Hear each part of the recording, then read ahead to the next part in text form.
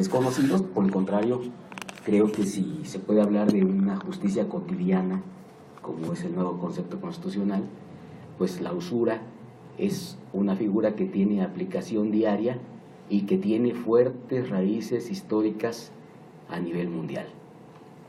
Precisamente en el año 1520, la Casa de los Medici era la familia de banqueros más importante de Florencia y tenía un enemigo que era la Iglesia Católica.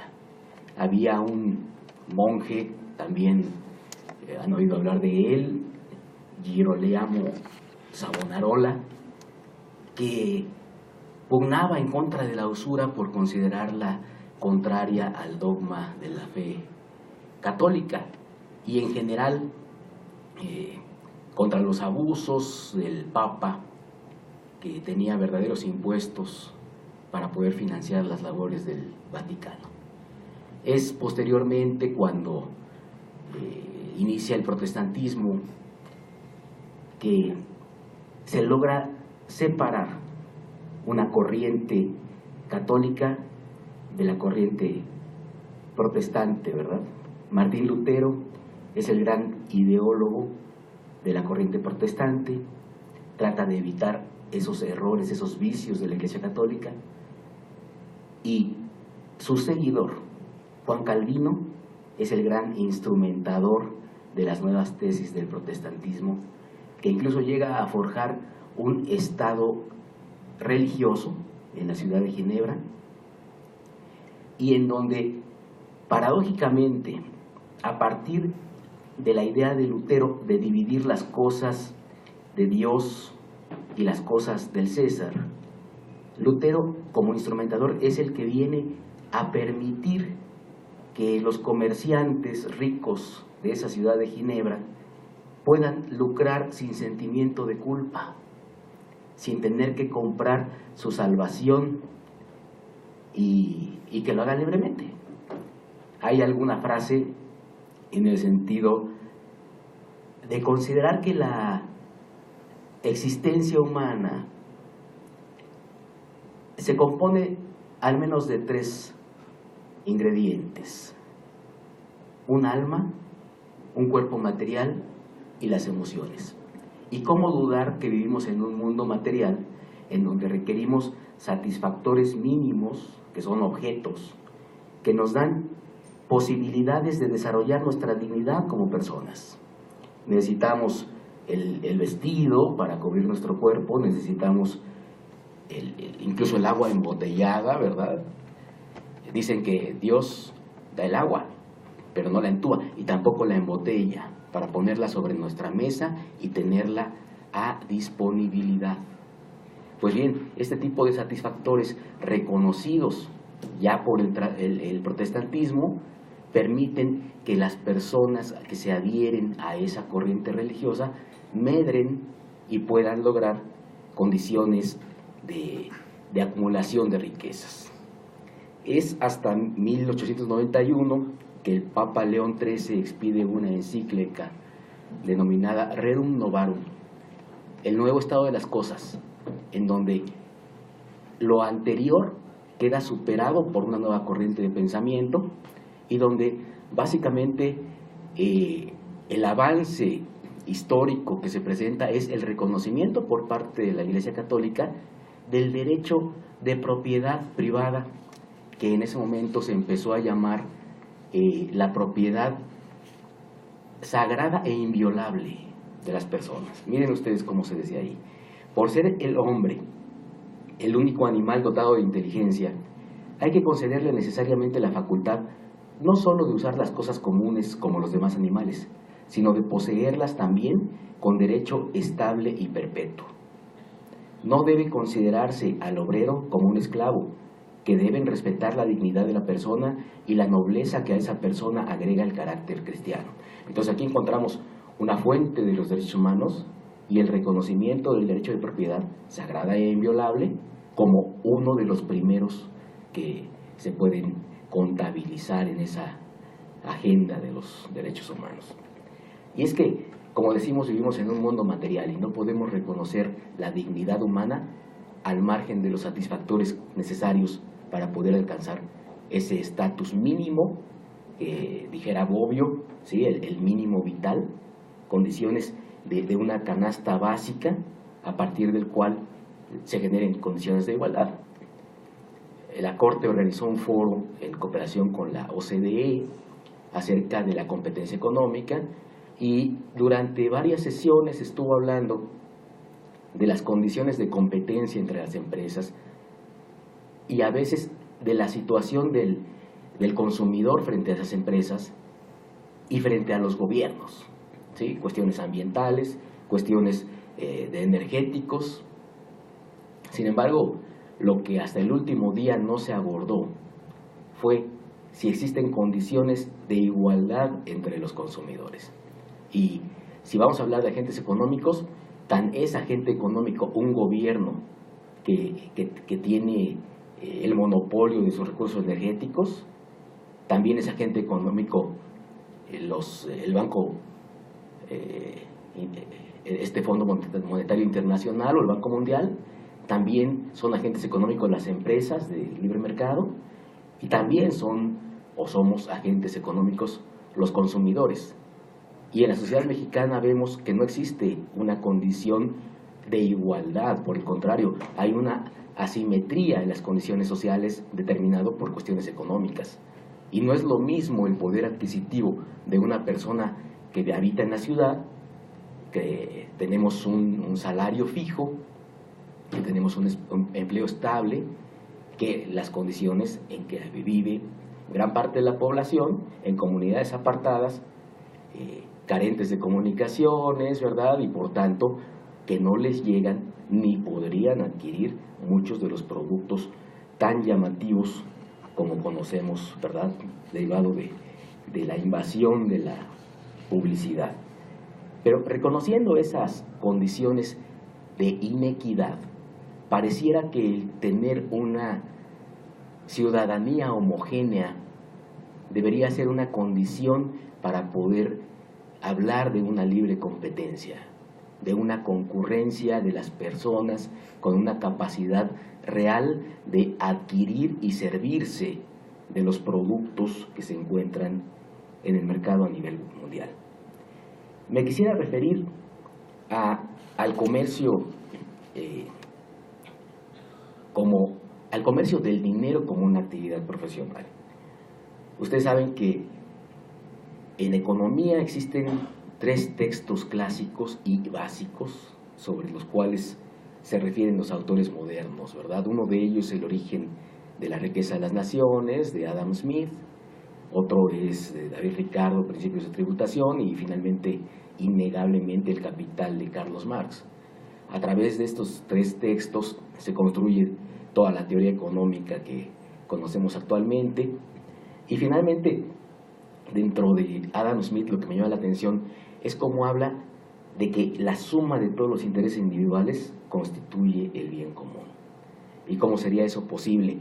Pues solamente porque pensando en mí voy a realizar una actividad económica que finalmente va a posibilitar a todos los demás integrantes de la sociedad también poner en práctica sus capacidades, sus ideas de emprendimiento, ¿verdad? Y posteriormente el intercambio de bienes y servicios.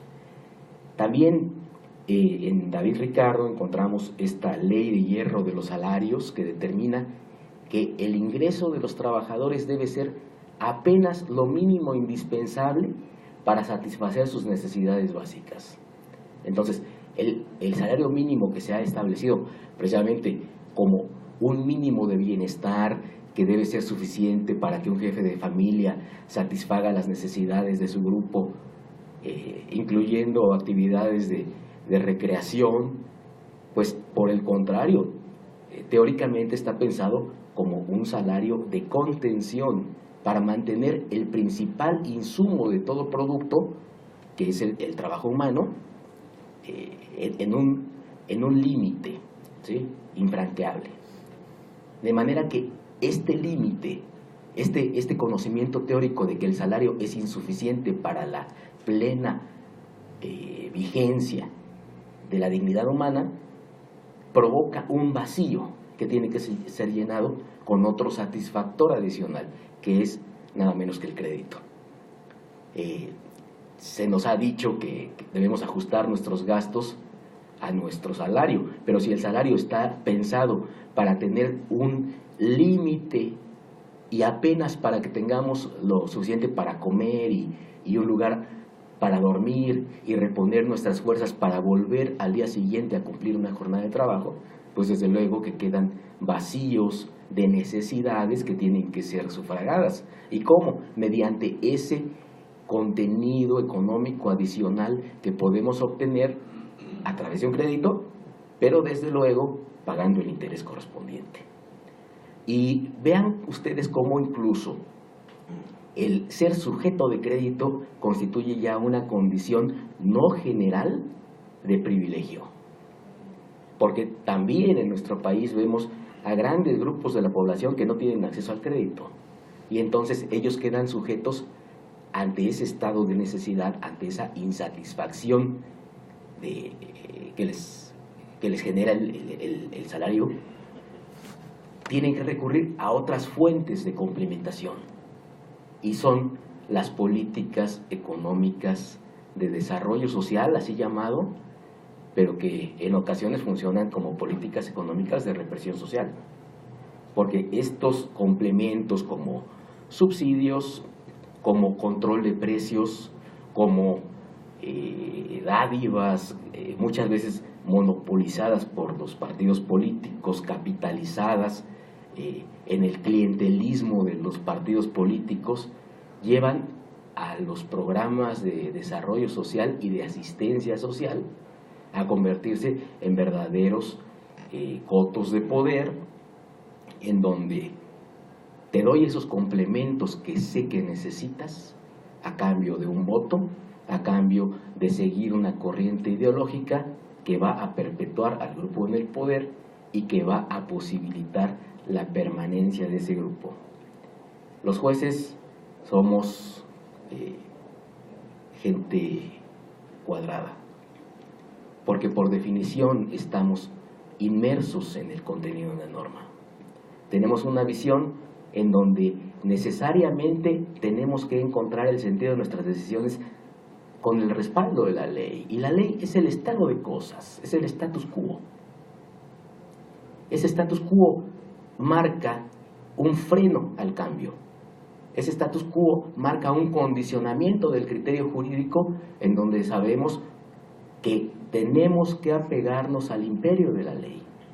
Y ese imperio de la ley está previamente planeado por el órgano legislativo, y el órgano legislativo, desde luego, aunque presentivamente es de representación popular, pues también sabemos que atiende a intereses económicos importantes y que en determinado momento todo el sistema jurídico, por ejemplo, del sistema financiero mexicano, pues se encuentra enfocado a la conservación de los intereses de ese sistema jurídico del sistema financiero mexicano. Algo más que podríamos decir es que el sistema financiero mexicano no funciona al margen ni diferente de cómo funciona el sistema económico mundial. Pues bien, cuando inicia este intercambio de bienes y servicios, se genera un producto que es sumamente importante, porque es un producto que es ambicionado por todos los participantes del conglomerado social, y es la necesidad de un instrumento que represente la posibilidad de cambio. Ese instrumento es el dinero.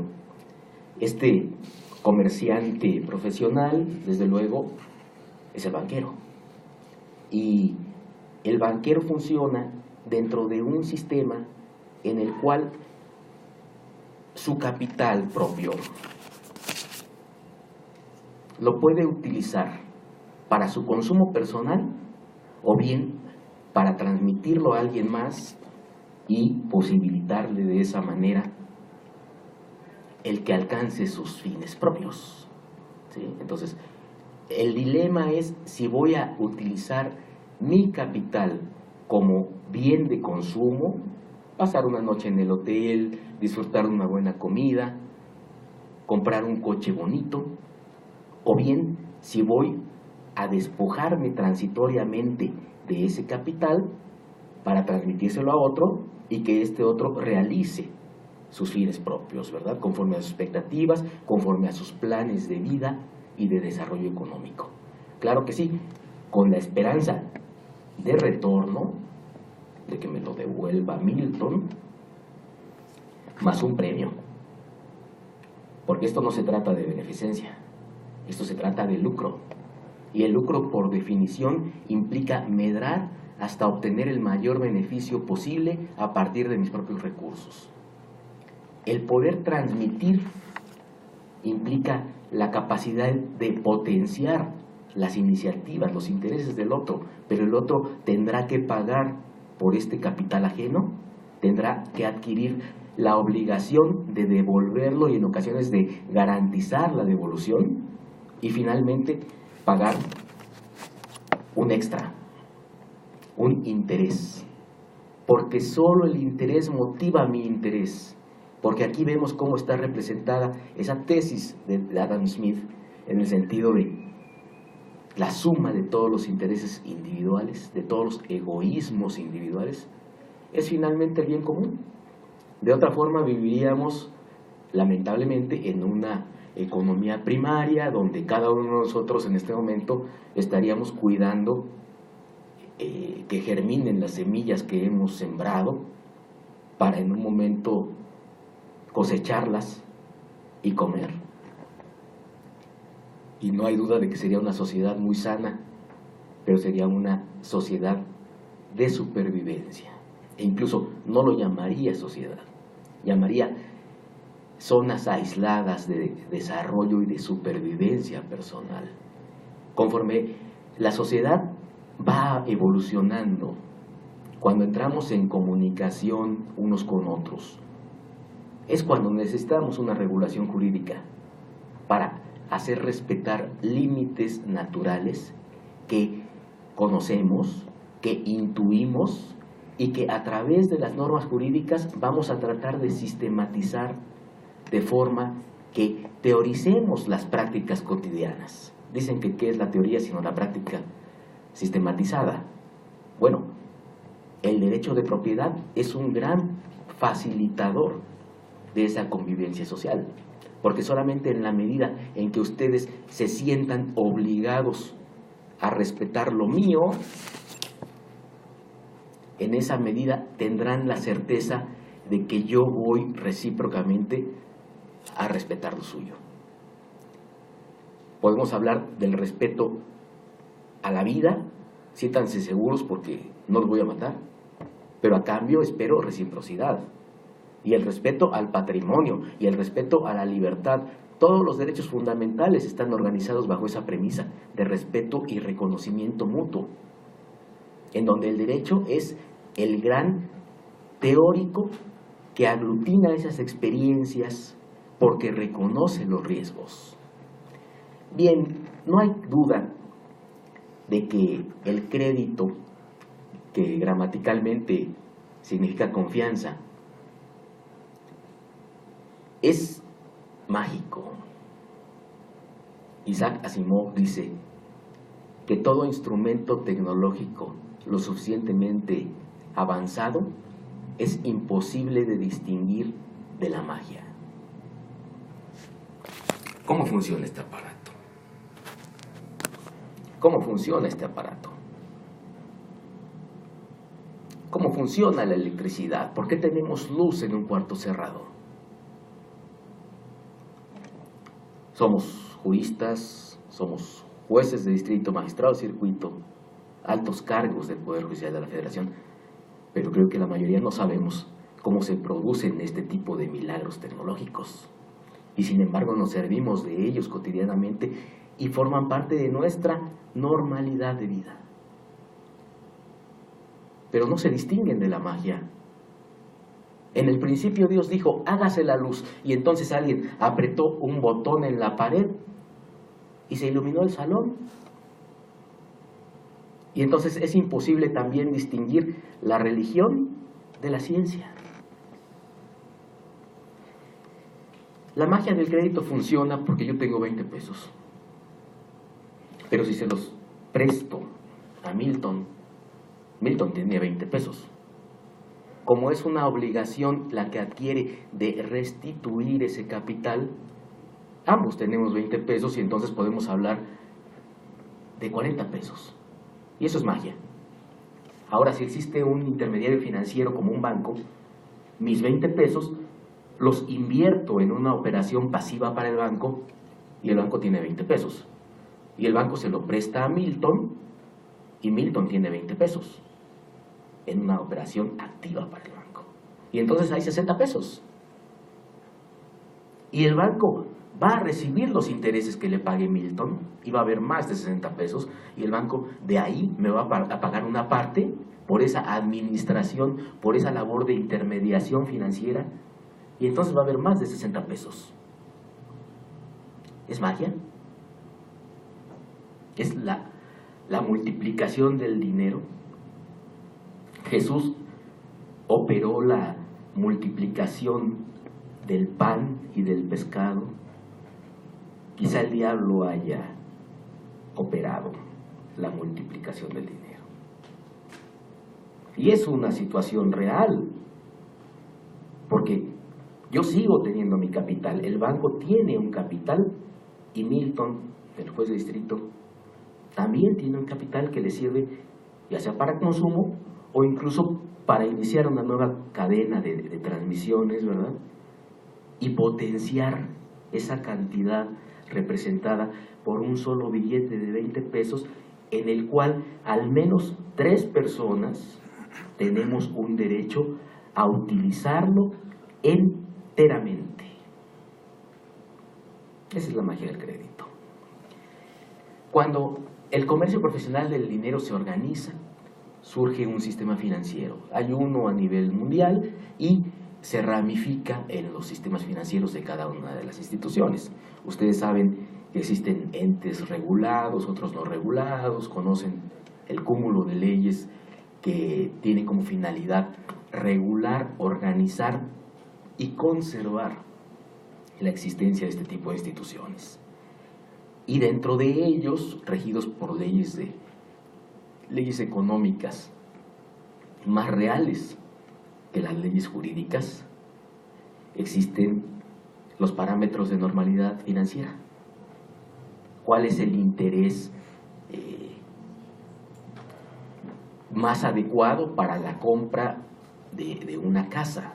Bueno, hablaríamos de un crédito hipotecario y ustedes desde luego tienen parámetros de un mínimo y un máximo porque los conocemos tanto como consumidores, no sé si alguno de ustedes sea banquero, pero los conocemos también como jueces, ¿sí? Y hablamos de que un parámetro de normalidad financiera para un crédito hipotecario que tiene una garantía real y verdadera, como una casa, estará fluctuando entre un 8 y un 14%. Y si es un crédito para la adquisición de un bien de consumo duradero como un vehículo, pues estaremos hablando entre un 12 y un 20%. Y si se trata de un crédito solamente garantizado mediante un título quirografario, como los pagarés de tarjeta de crédito, pues ahí sí estaríamos hablando entre un 30 y un 50 o 60 u 80 o 100 o 120%. Y eso se nos va a presentar en la práctica cotidiana. Solamente tenemos que abrir los periódicos con anuncios de bancos o solamente tenemos que pasar enfrente de una institución bancaria y hay carteles que dicen hazlo hoy, vete de vacaciones hoy, dales felicidad hoy. Me llamó la atención en Chile que los mismos bancos tienen carteles que dicen ¿realmente lo necesitas? Piénsalo bien antes de tomar una decisión que se va a prolongar en el tiempo. Y piensen ustedes en una pareja de jóvenes recién casados, o piensen ustedes primero en uno de ellos, ¿verdad? Individualmente, joven profesionista, primeros empleos, quizá buen salario. Lo que quiere en ese momento pues, es una televisión de cristal líquido, de último modelo, para ver el fútbol con sus amigos. ¿Pero dónde? Pues en un departamento, un loft sobre Paseo de la Reforma, de una sola recámara, no necesita más. Pero si va a pedir un crédito, como los que conocemos, a 15, 20 años, pues ese joven, a los 15 o 20 años, en ese mismo empleo, con una ley de hierro de los salarios, ustedes han oído de la ley de salarios máximos y el fundamento del 127 constitucional, ¿han oído o han padecido de eso? Bueno, pues es una realidad en toda la economía. Y eso implica un tope, un techo de cristal. Y entonces ese joven que a los 25 años tiene la capacidad para vivir bien conforme a su edad, en 15 años tiene que realizar sus objetivos de vida. Y los objetivos de vida que la sociedad le impone. Porque esos 15 años va a estar casado, va a tener 1 o 2 hijos, esos hijos van a necesitar ir a la escuela y va a seguir pagando su loft. Vivir en un departamento de una recámara es muy bonito. Vivir con la persona amada en esa recámara es la gloria. Vivir con un bebé es una realización. Pero cuando ese bebé está junto a otro bebé y cuando ellos cumplen la edad escolar y tienen más necesidades, ya no caben ahí. Pero si no he terminado de pagar mi departamento, ¿cómo puedo utilizarlo como ese escalón para adquirir una cosa mejor, más idónea? Necesitaríamos que los créditos hipotecarios fueran quizá a 5 años para que cuando ese joven de 25 tenga la opción de casarse, pueda comprar un departamento de 2 o 3 recámaras. Y cuando su primer bebé cumpla 3 años, tenga la posibilidad de comprar una casa con jardín, que es lo que va a necesitar en ese momento de su vida. Y para que cuando el bebé cumpla 22, 24 años y tenga también una carrera profesional, los padres puedan volver a un departamento más pequeño. Pero los créditos no pueden tener una duración de tanto tiempo que consumen la vida de una generación. Porque cuando uno de estos clientes de crédito a 20 años se atrasa e incurre en mora, la carga se agrava, sancionándolo. ¿Pero sancionándolo de qué? De no tener posibilidad de generar un ingreso mayor, de no haber previsto que su futuro iba a traer mayores necesidades económicas y mayores cargas económicas, de que el esquema ideado no por él para el pago, sino por el sistema financiero, fue tal que absorbió gran parte de sus recursos. Sabemos que en el siglo XV se descubrió la Nueva España. Había un ánimo expansionista de colonización geográfica, en donde las grandes potencias europeas buscaban repartirse el mundo. ¿Para qué? Para obtener de ahí sus riquezas. Los grandes castillos de Europa, esas ciudades que nos deslumbran actualmente, llenas de museos, llenas de arte, se construyeron con lo que las grandes potencias obtuvieron de sus colonias. Y yo les pregunto, ¿dónde están las colonias actualmente? Las colonias actualmente no han desaparecido. Las colonias somos cada uno de los tributadores del sistema financiero. El presidente Tate, en el 1850, cuando se da la anexión de la mitad del territorio mexicano a los Estados Unidos, recibió una comisión de mexicanos que le decía: háganos el favor completo, quédese con todo el territorio nacional, absorba al México independiente e inmaduro que tenemos el día de hoy. Y dijo: ¿qué? ¿Y convertirme y pasar a la historia como un genocida? Porque a diferencia del colonialismo de la Nueva España, que mezcló las razas y que hizo una dominación religiosa, el colonialismo en Norteamérica acabó con las tribus autóctonas e impuso esas teorías protestantes de la dominación económica.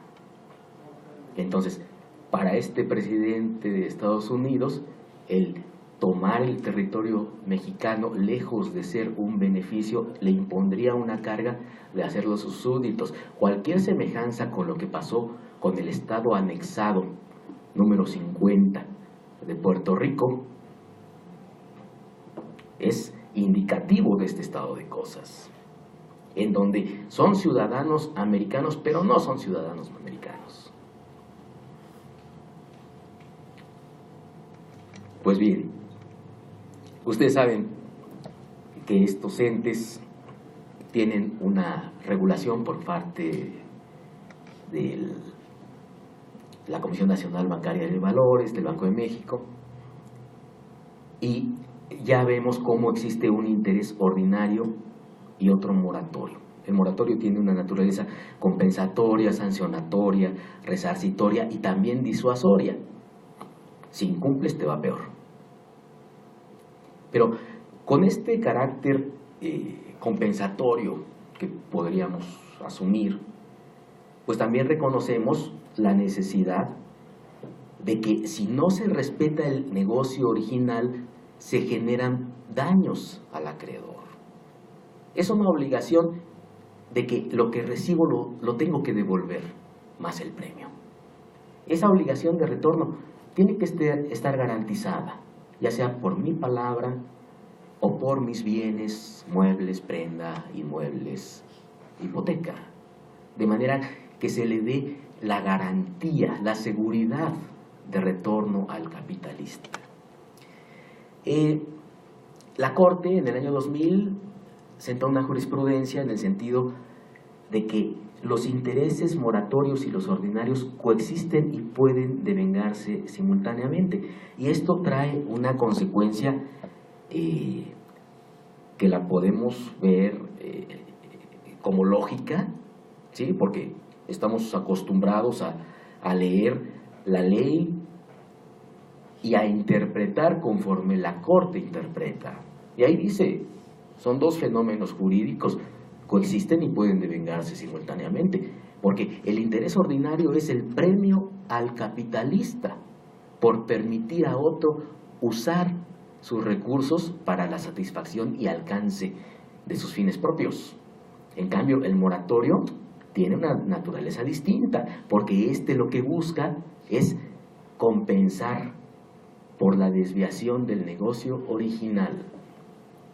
Parece ser que es el deudor quien con su incumplimiento ocasiona daños al acreditante. Pero, ¿qué pasa cuando es el acreditante el que busca mantener la situación de mora? Fíjense ustedes este ejercicio. Doy un crédito, tengo garantía hipotecaria. La tasa de interés, como dijimos, en promedio la media es un 10%, y estoy recibiendo normalmente un pago mínimo. Un pago mínimo no es un cálculo para pagar el total del crédito en el plazo pactado. Un pago mínimo es ya sigue dormido. Decirle, en cuanto oímos que el perro se está despertando y nos va a morder, le aventamos un huesito para que siga dormido. Es hacerme presente con él, manifestarle mensualmente mi compromiso vigente de cumplir con mis obligaciones. Soy su colonia, soy su tributador, posibilito su negocio a partir de mi necesidad. Y con el pago mínimo le estoy demostrando que mi compromiso de devolver está vigente. En el momento en que incurro en un incumplimiento, el perro se levanta y me muerde. Y va a tratar de tomar la mayor tajada de mí. Al permitir la Corte esta coexistencia de dos figuras jurídicas, se olvidó de poner un límite. Platón decía que los comerciantes se rigen por el vientre, y en el vientre es donde tenemos el deseo, la voracidad, y entonces la virtud que hay que enseñarle a los comerciantes es la moderación. Los comerciantes o productores, decía Platón, en esa analogía con el sistema orgánico humano, ¿verdad? Donde la cabeza era el Estado, el pecho era los cuerpos de seguridad, el valor, ¿sí? Y donde finalmente el vientre son los comerciantes, ¿verdad? Con esa ambición del lucro. Y hay que moderarlos. Si incumplo, me demandan. Y el juez, lógicamente, dentro de este sistema económico legalizado, va a establecer la obligación natural de devolver el capital a su legítimo propietario. Y va a hacer imperar teorías que nosotros conocemos bien como la autonomía de la voluntad. Entonces, privilegiando nuestra intención original, nos va a condenar a cumplir las obligaciones que libremente asumimos. No hay nada más lógico. Digamos que la garantía era un inmueble. Digamos que el crédito era de 500,000 pesos. Y en el momento de la condena, pues tenemos ya un bien afecto preferentemente a ese pago. Pero la gente común intuye al juicio como una cosa dañina, pero lejana. Porque parece que los jueces no nos hemos encargado más que de dictar las sentencias en papel, pero no así de materializarlas en dinero. No hemos hecho que las sentencias, decisiones judiciales, se representen como una verdad en la bolsa de los participantes del juicio. Y entonces el que yo sea condenado, pues solamente representa una declaración. La acción para conseguir la ejecución de una condena va de los 3 años a los 10 años. Ese crédito hipotético de 500,000 pesos, garantizado por una casa que vale 2 millones de pesos, si lo ejecuto en el momento en que hay sentencia, se entregan los 500,000 pesos al acreedor, con eso se cumple la condena. Y el 1,5 millones restante se le devuelve al deudor, todavía conserva parte de su capital. Pero, ¿por qué no considerar que el verdadero negocio detrás del negocio del crédito es el incumplimiento? ¿Ustedes creen que los bancos ganan cuando ustedes pagan su tarjeta de crédito? ¿Son totaleros y no generan interés? ¿O los bancos ven como un buen cliente al cliente que paga solamente los mínimos y que se convierte en una colonia permanente, que se mantiene en un estado de deuda continua, constante, entregando puntualmente sus pagos y sujeto a una doble tasa de interés validada por la Suprema Corte de Justicia de la Nación? ¿Por qué no, una vez que tengo esta condena, espero 6 meses y los 500,000 pesos van a ser 600? O espero 1 año y van a ser 800. O espero 5 años y va a ser 1,200,000. O espero al máximo que me permita conservar mi derecho de ejecución. Y entonces, en el momento en que el adeudo, con intereses crecientes, ordinarios más moratorios que coexisten y pueden devengarse simultáneamente, llega al tope de 2 millones de pesos, en ese momento pido la ejecución y me adjudico directamente la casa sin darle ningún cambio condenado. ¿No es un mejor negocio? ¿No es un negocio el sueño del capitalista? En 1985, Orson Scott Card, un autor de ciencia ficción, escribió una novela que se llama El juego de Ender. Después le hicieron película, seguro sus hijos las vieron. Y dice, justo en el momento en que tengo a mi enemigo vencido, tengo piedad de él. Es una frase ética, me gusta, pero no es la realidad del sistema económico. Cuando tengo a mi enemigo vencido, como César digo, así. Imagínense con la espada en el cuello y el empujón final. Y entonces nosotros como jueces, garantes de la justicia, sometidos tan solo al imperio de la Constitución, estamos posibilitando un abuso. Hay usura en el postergamiento del estado de incumplimiento y me van a decir, sí, pero la Corte ya dijo que el deudor en todo momento puede pagar y que tiene acción para liquidar la deuda, sí, pero lo sabe el médico, el ingeniero, ¿conocen estos criterios?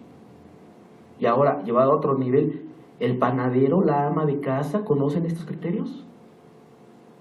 ¿Por qué no asumir nuestra función derivada del artículo 1 constitucional en beneficio de las personas y derivadas del 133 constitucional, la obligación de actuar oficiosamente en el ejercicio de nuestra función? ¿Y qué tiene de malo que un juez, olvidándose del principio dispositivo formal, procesal, teórico, aún en la etapa de ejecución, busque la plena efectividad de su sentencia antes de que la bola de nieve resulte incontrolable? ¿Que no es ese el sentido de nuestro 17 constitucional? ¿Que no de esa forma se entiende el postulado de efectivizar la acción de la justicia?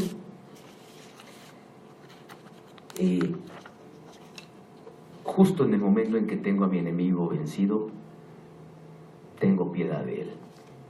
Dice el 17, siempre que no se afecte la igualdad entre las partes, el debido proceso u otros derechos en los juicios o procedimientos seguidos en forma de juicio, las autoridades deberán privilegiar la solución del conflicto sobre los formalismos procedimentales. Yo ya no leo aquí un principio dispositivo. Veo aquí la oficiosidad en la ejecución y esa oficiosidad y esa ejecución le corresponden al juez. En el tercer colegiado, materia civil, primer circuito, tratamos de encontrar otros supuestos de usura. Y lo que traigo para presentarles es esta tesis todavía no publicada que se llama Mora Productiva, principio de proporcionalidad para evitar esa modalidad de usura. La mora productiva se configura en este ejemplo porque una vez que tengo la condena, exploto, ya no sobre una base contractual, sino con la base judicial, exploto la mora de mi deudor. Porque si me cumple me paga el 10%, pero si me incumple me paga más. Me paga por dos vías, la del ordinario y la del moratorio. Hay una cláusula común en los contratos de crédito, desde luego todos se celebran según este principio básico de la autonomía de la voluntad. Pero dicen normalmente, o comúnmente al menos, la tasa de interés ordinario es 1 y la tasa de interés moratorio es 2. Y 1 más 2 da 3. Nos encontramos que en el Código Civil de 1870 se decía: el objeto esencial de la pena es indemnizar al acreedor de los daños y perjuicios que se le sigan de la falta de cumplimiento de la obligación, el cual se consigue dándole por tasa el mismo valor o interés de la obligación principal. Y esto es el 1843, que dice, la pena no puede exceder ni en valor ni en cuantía de la obligación principal. Y es un límite y marca una relación de sujeción, de proporcionalidad entre el interés ordinario y el moratorio.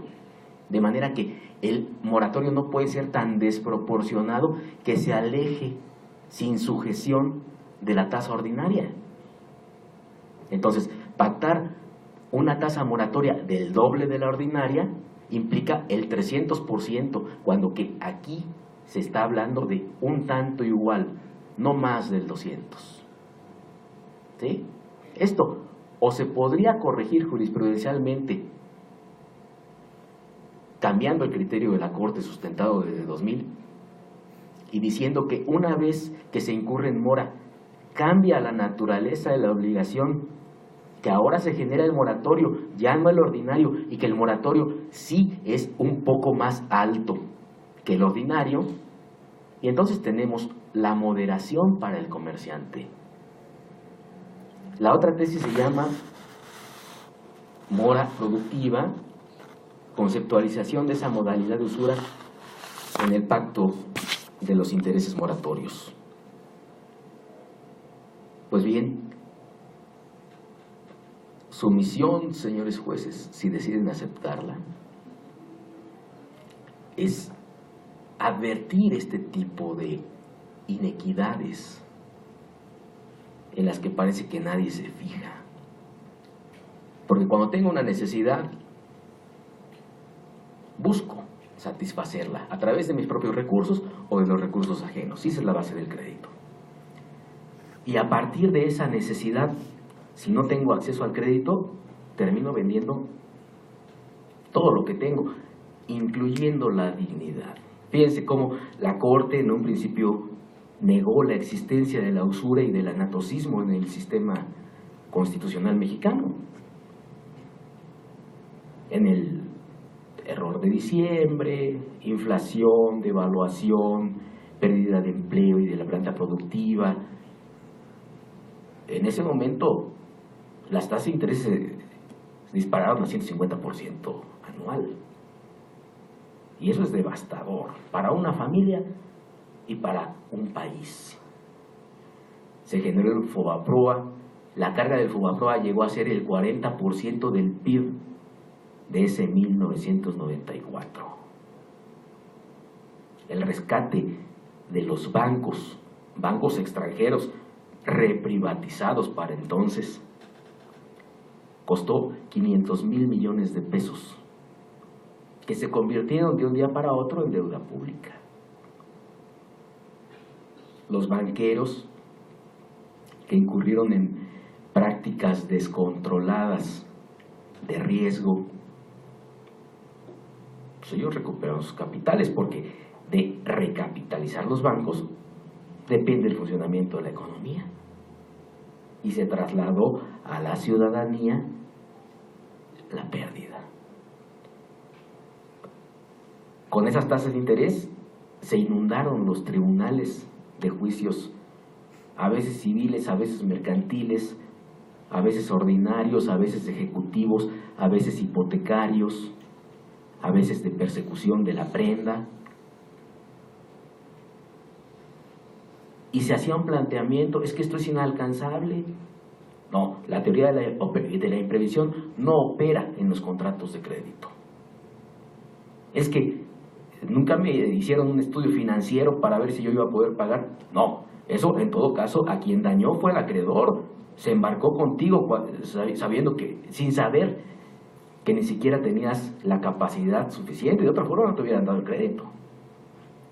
Es que aquí hay pacto de capitalización de los intereses. No, ya le pasamos el buscador de Word a la Constitución y dijo 0 resultados. No hay anatocismo en la Constitución. Ese es el lejano 1998, esa contradicción de tesis gigantesca que generó, creo que 13 jurisprudencias, y negó que existiera el anatocismo en México. Ya viene Radilla, viene el cambio constitucional, y en 2014 la Corte se ocupa nuevamente del tema de la usura. Ahora leen el artículo, ¿cuál es el 21? 21.3, gracias Milton, de la Convención Americana, que dice: tanto la usura como cualquier otra forma de explotación del lobo por el hombre deben ser prohibidas por la ley. Y dicen: ah, ahí está la prohibición convencional de la usura. Vamos a moderar la voracidad de ese lobo. Pero Thomas Hobbes sustentó esa tesis en 1675 en el Leviatán. Estamos a 350 años de distancia. Y esa tesis actualmente está superada. Hay un filósofo chino que hace filosofía en Alemania. Se llama Byung-Chul Han. Dice que el lobo era un enemigo visible. Yo sabía contra quién tenía que luchar, sabía cómo luchar con él. Podía tener una escopeta, podía tener una espada, una daga, o podía patearlo y hacerlo correr, podía asustarlo con fuego, podía gritar y quizás espantara. Pero ese lobo cambió por una rata, y la rata es huidiza. De hecho, hay una analogía del interés con las ratas. ¿Han oído ustedes de la carrera de la rata? Lo veo ahí. Hago un pago, según yo, a capital, me dicen: no, esto fue a intereses, ahora debes más. Y cuando hago otro pago, ahora debes más, y ahora debes más. Es como la rata, la quiero atrapar y corre, pero no se va. Simplemente queda fuera de mi alcance. Por eso es la carrera de la rata. En tramos cortitos, en saltos. Y ese es el enemigo. Pero a la rata se le mata con veneno o con una ratonera. Pero ya cambió, dice Byung-Chul Han. También hay otro, se llama Jean Baudrillard, que trata esto. Y dice: cambió la rata por el escarabajo, y ese es subterráneo y es más difícil de localizar. Y cambió el escarabajo por el virus. Penicilina, pero el virus está dentro de mí, y al matarlo con penicilina me mata un poco a mí. Y ahora piensen, el enemigo que deja de ser otro y se funde conmigo mismo, el cáncer, que se produce a partir de mis propias células. El sistema financiero está en nuestras células. El sistema financiero, con esa ambición ilimitada, somos copartícipes de su existencia, somos dependientes de su existencia. El Estado mexicano está íntimamente comprometido con la existencia del sistema financiero. Por eso se elaboran leyes para protegerlo. Y eso es tener al enemigo adentro de nuestras células, reproduciéndose y destruyéndolo. Y la única forma de luchar contra ese enemigo interno que soy yo implica mi destrucción.